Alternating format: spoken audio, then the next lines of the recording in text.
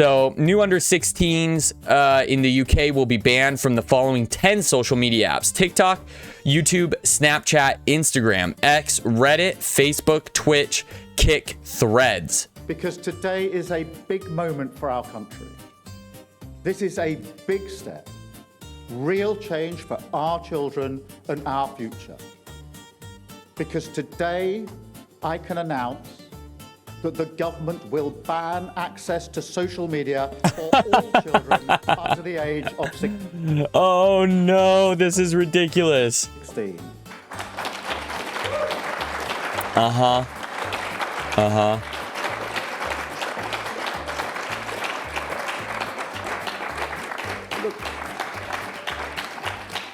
and this is not something I do lightly.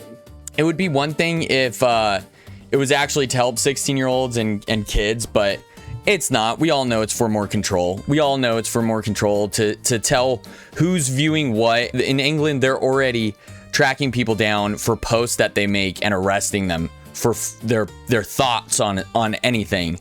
This is totally not to actually help kids. This isn't to, if you were doing that, you would ban other things.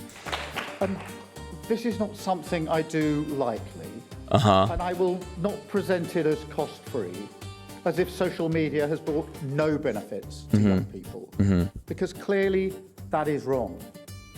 But government is always about choices, and it's clear to me that a full ban is the right choice.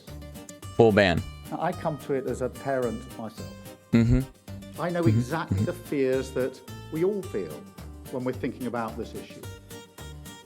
You know, all I've ever wanted for my own children, hand on heart, is for them to be happy and for them to be safe. And I think that's what any parent wants. Yeah, anytime any governmental official is coming to you saying, like, don't worry, we're gonna help, you need to be concerned about that governmental official. We all know this isn't going to be to help kids. This isn't going to be to help their mental health or any of this. It's to regulate the internet and what people say on the internet and what you can view on the internet. But I ask the question now, do we truly believe that social media creates a happy environment for our children? Yeah, nobody's saying that. Nobody's saying that. But the government's overreach on other things is definitely not going to make it happier. I believe that it's a place where they can feel safe. I don't think I even need to answer those questions, do I? Please put your hands up, those of you who welcome the ban. Hands up for those who welcome the ban. So this, it's fair to say that most of these... None of them put their hands up. They're like, yeah, we don't want to, like, what do we... Students there. 11 to 14, most are pretty disappointed with the ban. Let's just go over to you, Isabella. Tell me how you felt when you heard the Prime Minister say no more social media for you. I didn't think it would actually happen. I kind of believed that he'd chicken out of it and give it more consideration, but he seems pretty sure of it, and I'm not sure if I agree with him. What are you most worried about? Agreed. Not being able to contact my friends.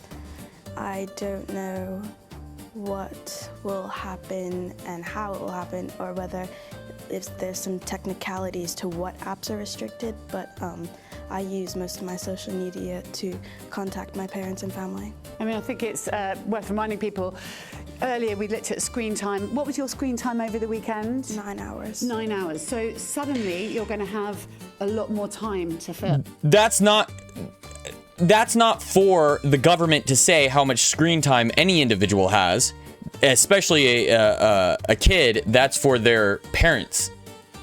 I know they work around it, and didn't they do this in Australia and they already worked around it? And what will you do? Stare at a wall. Oh, that was pretty good. It's about governmental interference and oversight that they want. I said yesterday to MPs I'll come back in July with a further statement around VPNs, but also additional measures that we want to look at, further restrictions on AI chatbots that parents have found very worrying. Oh, that's interesting. Overnight curfews or breaks in doom scrolling for 16 and 17-year-olds. So yesterday's announcement was the first of the measures, and the reason that we have done that is the sooner we make a decision. Wait. 17-year-olds. So yesterday's about overnight curfews or breaks in doom scrolling for 16 and 17. So see, this is it. So, oh, it's 16 and unders. They're banned from social media. Now for 17-year-olds, we're gonna do doom scrolling breaks, and we're gonna make them stop. How do you enforce making a 17-year-old not be able to doom scroll for 8 hours or whatever, right? You have to collect their data. So now the government is not only saying you can't do something, but now they have to collect the information of what you're doing online.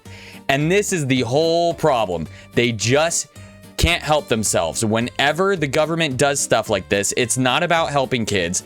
It's about them controlling their populace. It's always is.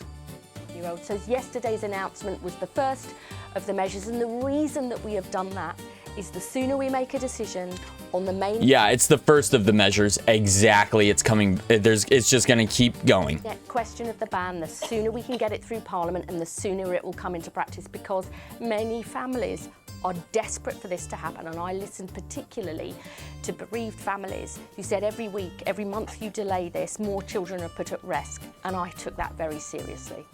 I've just had a message in the last few minutes from a bereaved mum who's appeared on this programme several times over the last couple of years, who has been campaigning and welcomes broadly what you've said, but is really frustrated that there aren't more answers on VPNs, on Face ID, and it... So now you're going to have to log into your phone with a Face ID. You're not going to be able to use any VPNs. They're going to ban those next. That's coming for sure. There's criticism from Ian Russell, doesn't it, at the weekend, that this whole thing has been rushed. Well, before we made this announcement, people said we were taking too long and we were too slow. Some people are now saying that this is rushed.